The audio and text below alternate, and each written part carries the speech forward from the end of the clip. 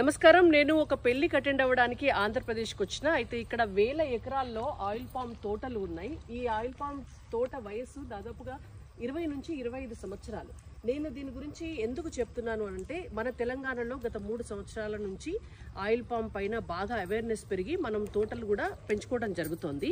ఇది నరేంద్ర మోడీ గారి brain child. Oil palm మిషన్ని నరేంద్ర మోడీ గారు భారతదేశం అంతా కూడా ఇంట్రడ్యూస్ చేసి తెలుగు రాష్ట్రాల్లోనే ఎక్కువగా ఈ తోటలు పెంచుకునేటటువంటి అవకాశాన్ని కల్పించారు.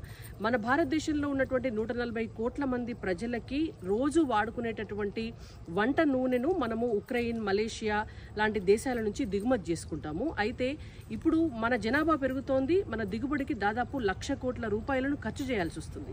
మరి అంత డబ్బు విదేశాలకు మనం ఇవ్వడం కంటే ఆత్మనిర్భర్ భారత్ పథకంలో భాగంగా మన రైతులకే పెట్టుబడి సాయంగా ఇచ్చి మన రైతుల్ని ఆర్థికంగా సమృద్ధి వాళ్ళు పొందేలా చేయటం వల్ల మనకు కావాల్సిన నూనెను మనమే ఉత్పత్తి చేసుకోవచ్చు అనేటువంటి ఉద్దేశంతో నరేంద్ర మోడీ గారు తీసుకొచ్చినటువంటి స్కీమ్ ఇది. ఈ స్కీమ్లో భాగంగా ఇలాంటి ఆయిల్ పామ్ మొక్కలు గవర్నమెంటే పెంచి రైతుకు అందించేంత వరకు కేంద్ర ప్రభుత్వానికి 200 రూపాయలు ఖర్చు అవుతుంది. అది 100% కేంద్ర ప్రభుత్వమే భరిస్తుంది. ఒక 10 రూపాయలు మాత్రమే మొక్కకి రైతు దగ్గర నుంచి తీసుకోవడం జరుగుతుంది. ఆ తర్వాత డ్రిప్ కావచ్చు, ఫర్టిలైజర్స్ కావచ్చు, ప్రతి సంవత్సరానికి మెయింటెనెన్స్ ఖర్చు, సంవత్సరానికి ఒక ఎకరానికి 5,000 రూపాయలు కావచ్చు.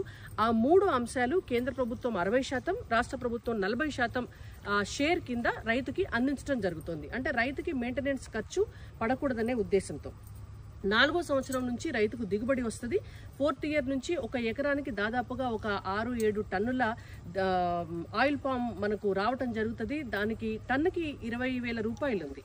అంటే ఒక 1,40,000 రూపాయలు ఒక ఎకరానికి ఆదాయం వస్తుంది. ఇలాంటి తోట అయితే దాదాపుగా ఒక ఎకరంలో 15 టన్నుల వరకు కూడా పండేటువంటి అవకాశం ఉంటుంది. టన్ను 20,000 అంటే దాదాపు ఒక 3-4 లక్షల రూపాయలు ఒక 10 సంవత్సరాల వయసు ఉన్నటువంటి తోట అయితే డెఫినెట్గా వస్తుంది. రైతులకు ఇది దీర్ఘకాలిక పంట. ఇది కాస్త పెరిగితే ఈ మధ్యలో వేసినటువంటి కోకో లాంటి మొక్కలు కూడా వేసుకోవచ్చు. కాబట్టి ఆయిల్ పామ్ లాంటి స్కీమ్ కేంద్ర ప్రభుత్వం తీసుకొచ్చినటువంటి స్కీమ్స్ని రైతులు ఉపయోగించుకోవాలి. గతంలో అంటే తెలంగాణలో ప్రాసెసింగ్ యూనిట్స్ లేవు, కానీ ఇప్పుడు కేంద్ర ప్రభుత్వం 100% సబ్సిడీ ఇచ్చి మనకు సిద్దిపేటలో ఒక ప్రాసెసింగ్ ఫ్యాక్టరీని పెట్టడం జరిగింది.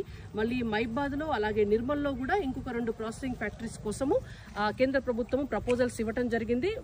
కొద్ది కాలంలో అది కూడా జరుగుతుంది. రైతు సంక్షేమమే మోడీ గారి లక్ష్యం.